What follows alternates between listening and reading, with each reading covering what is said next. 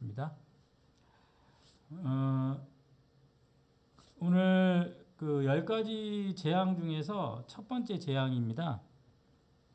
이제 애굽을 이렇게 지탱하는 그 정신적인 기둥이라는 게 있지 않습니까? 그게 바로 이제 하나는 파라오, 뭐 거의 신 같은 존재고, 그 다음에 나일강. 그 나일강에 참 신들이 많습니다. 그러니까 결국 오늘 본문에 보면은 이 애굽을 지탱하고 있는 정신적인 기둥, 이 파라오와 이 나일강 이게 등장하죠. 오늘 본문에 이렇게 나일강이라는 말이 7번 나옵니다. 7번. 그러니까 나일강은 애국 경제력의 원천이고 물을 공급함을 통해서 그리고 그 나일강이 주는 혜택. 근데 하나님께서 그 물 공급을 차단하고 그 혜택을 없애버리는 거죠. 그러니까 애굽의 어떤 생명을 유지하는 시설에 대해서 어떤 일격을 가하고 계신 겁니다. 오늘 17절에 보면은 변하고 그 변했다. 이 하파크라는 이 변형시키다 이 단어는 그 외형적인 변화가 아니라 완전히 물질적으로 완전히 변화시키는 거죠. 창조주 하나님께서 물을 변화시킴으로써 생명의 근원에다가 손을 대시는 겁니다. 왜 그랬죠? 자기 백성을 해방시키기 위해서 물을 피로 바꾸시는 거죠. 이런 본질적인 변화. 이건 하나님만 하실 수 있는 겁니다. 예수님은 가나안 혼인잔치에서 물을 포도주로 바꾸셨고, 나중에 예수님은 그 포도주는 내가 흘리는 피, 언약의 피다. 이런 말씀하시죠. 그러니까 결국 그 피는 십자가의 피로서 자기 백성을 해방시키지 않습니까? 이렇게 하나님께서는 본질적으로 바꾸시는 분입니다. 하나님께서 이제 애굽의 이런 경제적 힘을 통제하시는 하나님이신데, 에스겔서 29장 3절 이 강은 내 것이라 이렇게 했어요. 나일강 바로한테 이 강은 내 것이라, 내가 나를 위하여 만든 나일강이다. 그러니까 그런데 이 나일강의 주인은 바로라고 생각했고, 또 그 나일강의 어떤 신들이 애굽에게 풍요로운 걸 혜택을 준다라고 생각하고 있었죠. 그런 나일강의 그 우상들, 신들을 흠집을 내고 그들에게 패배를 맛보게 함을 통해서 하나님께서 특별히 자연에 개입하셔서 나는 여호와다. 오늘 17절에 이렇게 얘기하죠. 나를 여호와인 줄 알리라. 그래서 바로가 하나님께서 애굽의 주인이다라는 것을 깨닫게 하시는 거죠. 그리고 애굽의 여호와뿐만 아니라 모든 곳, 이 전 세계, 온 땅. 그래서 출애굽기 8장 22절에 이 땅에서 내가 여호와인지를 내가 알게 될 것이다. 또 9장 29절 세상이 여호와께 속한 줄을 왕이 알리라. 계속해서 얘기를 하죠. 이렇게 하나님은요 자기를 나타내십니다. 내가 여호와인지를 알리라. 이렇게 하나님께서 자신을 나타내시는 것처럼 예수님도 이 땅에 오셔가지고 바리새인들 앞에서 자신을 나타내셨죠. 중풍병자에게 재용서에 대해서 말씀하셨거든요. 그러면서 마가복음 2장 10절 인자가 땅에서 죄를 사하는 권세가 있는 줄을 너희로 알게 하려 하노라. 그러니까 예수님이 누구신지 예수님은 알려주시길 원하세요. 그러니까 우리가 뭘 알아야 되냐? 예수님이 누군지. 우리가 요한복음에서도 배웠지만 오병이어를 통해 그냥 단순히 먹는 떡 그게 중요한 게 아니라 생명의 떡이신 예수 그리스도가, 그리고 그분을 만나서 그분으로 인해서 내가 생명을 얻을 수 있다라는 거. 그 여호와를 알고 예수 그리스도를 아는 거, 그게 정말 우리에게 중요할 줄로 믿습니다. 이렇게 여호와를 인정하잖아요. 여호와를 인정하면 하나님께서는요, 그런 자신을 인정하는 자들과 함께 일하는 걸 기뻐하세요. 정말 놀랍지 않습니까? 그러니까 하나님을 인정하면 그 하나님을 인정하는 자들과 함께 일하길 기뻐하신단 말입니다. 그래서 오늘 19절에 보면 하나님이 직접 나일강 피로 바꿀 수 있거든요. 근데 19절에 여호와께서 모세에게 이르되 아론에게 명령하기를 내 지팡이를 잡고, 그러니까 모세 아론 나랑 같이, 모세는 아론한테, 아론은 너의 지팡이를 들고 나랑 같이 가자. 그래서 이 심판을 같이 해보자. 하나님은 이렇게 모세와 아론을 통해서 일하신다는 겁니다. 인간의 도구를 사용하심으로써 인간이라는 메소드를 통해서 하나님은 일을 행하신다는 것이죠. 우리는 꼭 기억해야 됩니다. 하나님은요, 자기를 인정하는 자와 함께 일하는 걸 기뻐하세요. 그래서 우리 모든 것에 대해서 하나님을 인정해 드리세요. 나의 24시간, 시간, 나의 월급, 나의 물질, 이 모든 것, 그리고 나의 가족, 또 나의 모든 캐릭터, 또 나에게 깊은 상처를 준 어떤 문제들, 그리고 내가 할 수 없는 어떤 사람, 인간, 이런 모든 것을 하나님 것이라고 인정해 드리세요. 그러면 하나님이 인정하는 자와 함께 그것을 행하시고 해결하기를 원하신다는 거죠. 오늘 19절에 보면요, 콜이라는, 모든이라는 히브리어 단어, 그 사용이 굉장히 많이 나와요. 물의 모든, 애굽의 온 모든 땅, 나일강의 모든 또 애굽의 땅. 그러니까 이 모든 것의 소유가 하나님 거라는 거죠. 그런데 바로는요, 출애굽기 1장에서 모든 백성에게 명령했어요. 자기가 주인이라고 생각하고 모든 백성한테 명령했단 말이죠.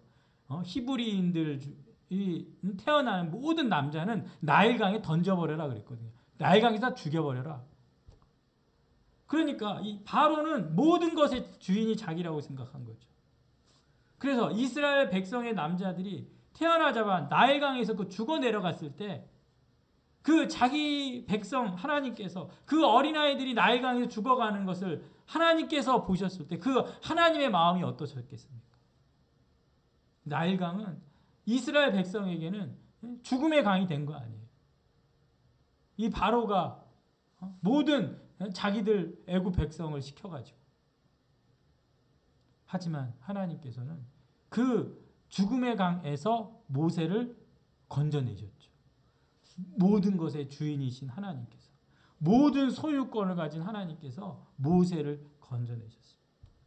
여호와는 모든 것의 주인이심을 이 모세를 통해서 이제 여호와인 줄을 알게 하시려고 그렇게 죽음의 모든 나일강에서 하나님께서 건져내셨다는 거죠.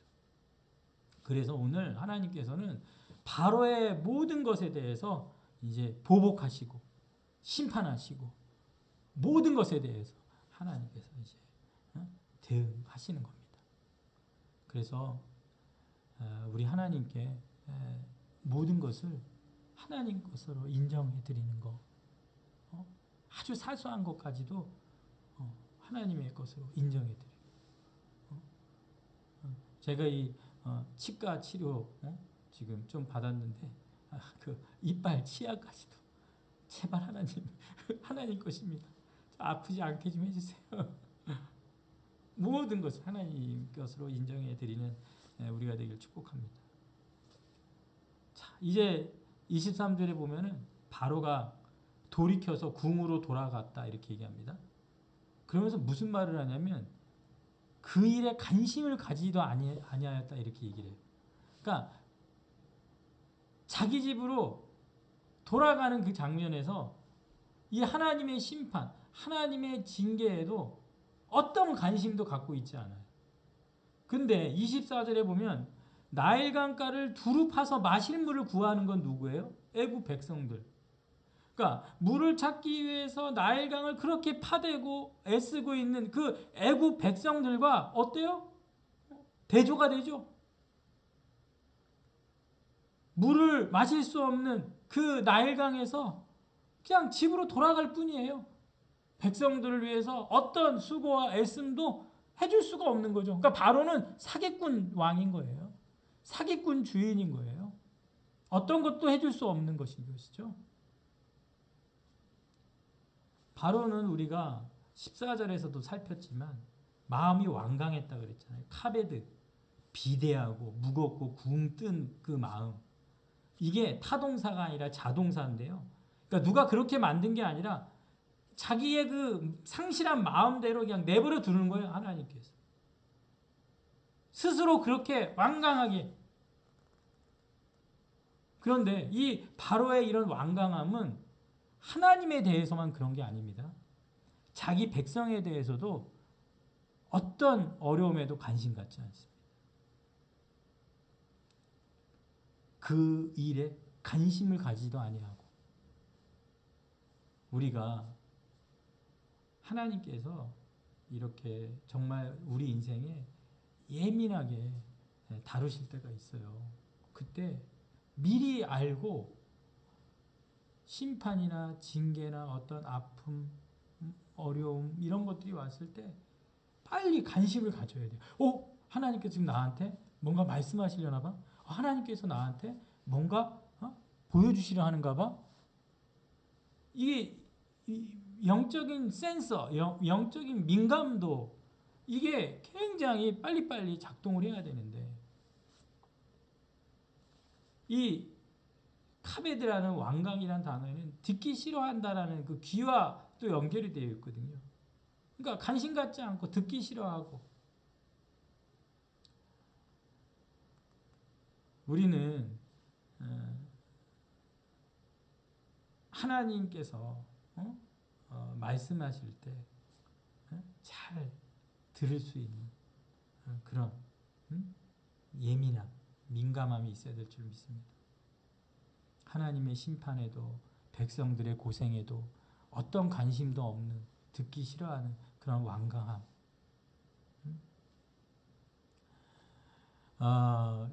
교회 다니는 분들께 보면 이제 하나님 말씀은 나는 잘 듣는다. 하지만 나는 사람의 말은 잘 안 듣는다. 그래서 이렇게 교회 다니는 분 중에 고집스럽고 좀 꼰대처럼 믿는 분들이 계시거든요. 근데 하나님 말씀을 잘 듣는 사람은 사람의 말도 귀담아 듣습니다. 바로가 하나님에 대해서 완고하니까 백성에 대해서도 완강하잖아요. 우리는 하나님의 말씀을 잘 듣는과 동시에 다른 사람의 말에도 귀 요청에도 좀 귀담아 들을 수 있어야 됩니다. 그리고 관심 가져야 될 일에 대해서 좀 예민하게 반응하시길 바랍니다. 듣기 싫어하고 귀를 차단하고 관심을 끊고 살아야 할 분야가 있고요. 듣기를 속히 하고 귀를 활짝 열고 관심을 기울여야 할 분야가 있습니다. 그러니까 듣기 싫어하고 귀를 차단하고 관심을 끊어야 될 분야가 있고 듣기를 속히 하고 귀를 활짝 열고 관심을 가져야 할 분야가 있어요. 하나님에 대해서, 믿음에 대해서, 교회에 대해서, 가정에 대해서, 가족에 대해서, 자기 일에 대해서 듣기를 속히 하고 귀를 활짝 열고 관심을 기울여야 할 분야가 있다라는 것입니다. 이런 모든 영역 속에서 여호와 하나님을 인정해 드리고 그 모든 것의 주인이 하나님임을 선포하고 그리고 그 하나님과 함께 나의 모든 관심 가져야 될 분야에 대해서 속히 듣고 활짝 열려 있고 정말 관심을 기울일 수 있는 그런 은혜가 우리 가운데 꼭 있기를 소원합니다. 하나님께서 정말 이 바로가 심판의 관심을 갖지 않는 이 완고함, 완악함, 여호와를 인정하지 않은, 주를 두려워하는 마음이 없음, 그 상태에서 우리는 모든 것의 주인이 하나님이시고 여호와를 모든 영역에서 인정해드리고 그분을 속히 듣고 그분의 관심사에 함께 관심 갖고 함께 사용되는 우리가 되기를 주님의 이름으로 축원합니다. 기도하겠습니다. 살아계신 하나님, 간절히 기도합니다. 주께서 오늘도 나의 모든 시간, 또 나의 물질, 나의 모든 인간관계, 그 모든 것에 하나님이 주인임을, 또 하나님의 소유권을 인정합니다. 그럴 때 하나님이 함께 우리와 일하시고 우리와 함께 역사하실 줄로 믿습니다.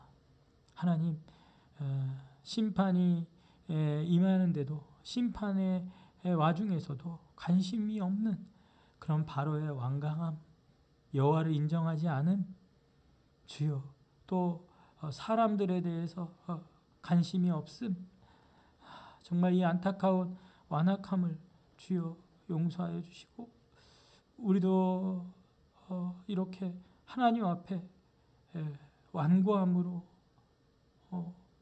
있지는 않은지 다시 한번 우리의 마음을 성령이여 만져주시고 부드럽게 하셔서 하나님을 속히 듣게 하시고 귀가 활짝 열리게 하시고 하나님의 관심에 함께 관심 갖는 우리가 되도록 이 시간 역사하여 주시옵소서. 기도할 때 하나님이 앞에 예민하게 민감하게 반응할 수 있도록 주여 영적으로 깨어나게 하시고 보이게 하시고 듣게 하여 주시옵소서.